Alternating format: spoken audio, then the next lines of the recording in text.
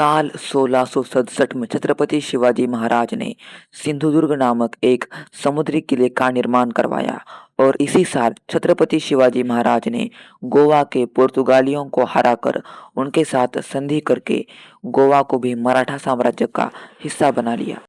साल 1670 में छत्रपति शिवाजी महाराज के आदेश पर तानाजी मालुसरे ने कोंढाणा का किला जीत लिया और छत्रपति शिवाजी महाराज को दे दिया। इसी साल छत्रपति शिवाजी महाराज ने सूरत पे आक्रमण करके सूरत को लूटा। इससे पहले साल 1664 में छत्रपति शिवाजी महाराज ने सूरत को पहली बार लूटा था, लेकिन इन दोनों भी लूटों में छत्रपति शिवाजी महाराज ने एक बार भी किसी भी सामान्य जनता का अहित होने नहीं दिया। अहित तो सिर्फ और सिर्फ मुगलों का हुआ। समय बीता और 6 जून 1674 में छत्रपति शिवाजी महाराज का राज्याभिषेक रायगढ़ किले पर हुआ। हिंदवी स्वराज्य मतलब मराठा साम्राज्य की स्थापना में जितना बड़ा हाथ छत्रपति शिवाजी महाराज का था, उतना ही बड़ा हाथ राजमाता जिजाऊ का भी था, क्योंकि छत्रपति शिवाजी महाराज को हिंदवी स्वराज्य की स्थापना के लिए राजमाता जिजाऊ ने ही प्रेरित किया था और आगे चल के छत्रपति शिवाजी महाराज ने हिंदवी स्वराज्य की स्थापना भी की। लेकिन उन्हीं महान राजमाता जिजाऊ की मृत्यु छत्रपति शिवाजी महाराज के राज्याभिषेक मतलब 6 जून 1674 के कुछ ही दिन बाद मतलब 17 जून 1674 में वृद्धावस्था के कारण रायगढ़ किले में हो गई।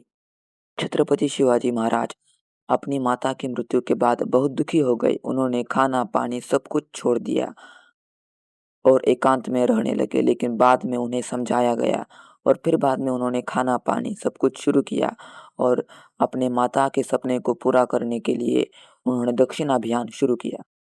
छत्रपति शिवाजी महाराज ने दक्षिण अभियान करते समय सर्वप्रथम गोवा के पोंडा नामक किले को जीत लिया। उन्होंने पुर्तगाली और आदिलशाही की संयुक्त सेनाओं को परास्त कर दिया और पुर्तगालियों के साम्राज्य विस्तार तथा आदिलशाही के घमंड को तोड़ दिया। जहां उत्तर भारत में छत्रपति शिवाजी महाराज के एक अच्छे मित्र महाराजा छत्रसाल बन चुके थे, तो वहीं दक्षिण भारत में भी गोलकोंडा सल्तनत के कुतुब शाही ने छत्रपति शिवाजी महाराज से हाथ मिला लिया और वह छत्रपति शिवाजी महाराज के बहुत अच्छे दोस्त बन गए। जहां छत्रपति शिवाजी महाराज आदिलशाही के खिलाफ थे, वहीं उनके सौतेले भाई व्यंकोजी भोसले आदिलशाही के साथ थे। व्यंकोजी भोसले तंजावुर के राजा थे।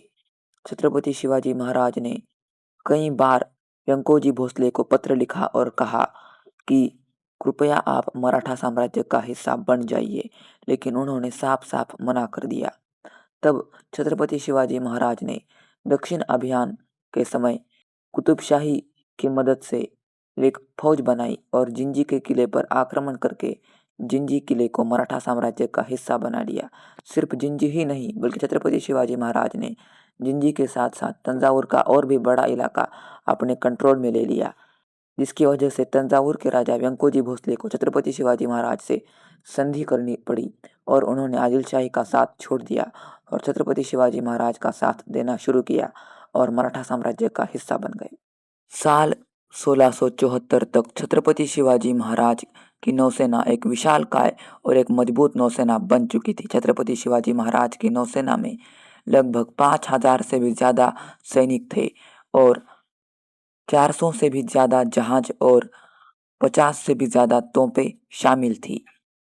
इस नौसेना का प्रमुख छत्रपति शिवाजी महाराज ने दौलत खान और मैनक भंडारी को बनाया था। साल 1679 में छत्रपति शिवाजी महाराज ने औरंगजेब को पत्र लिखा और उसमें महाराणा राज सिंह की तारीफ करते हुए कहा कि औरंगजेब, अगर तुम में इतनी ही हिम्मत है तो फिर तुम मेवाड़ के महाराणा राज सिंह से जजिया कर लेके दिखाओ। इसी साल छत्रपति शिवाजी महाराज ने अपने जीवन का अंतिम युद्ध संगमनेर का युद्ध लड़ा। 3 अप्रैल 1680 में छत्रपति शिवाजी महाराज की रायगढ़ किले पर मृत्यु हो गई। इतिहासकारों का मानना है कि छत्रपति शिवाजी महाराज को जहर दे के मारा गया था, तो कुछ इतिहासकारों का मानना है छत्रपति शिवाजी महाराज की एक बीमारी के कारण मृत्यु हुई थी। वैसे इस बात को लेकर इतिहासकारों के बीच एक लंबे समय से लेकर विवाद छिड़ा हुआ है। छत्रपति शिवाजी महाराज की मृत्यु के बाद उनके राज सिंहासन पर छत्रपति संभाजी महाराज बैठे और मराठा साम्राज्य के दूसरे छत्रपति बने।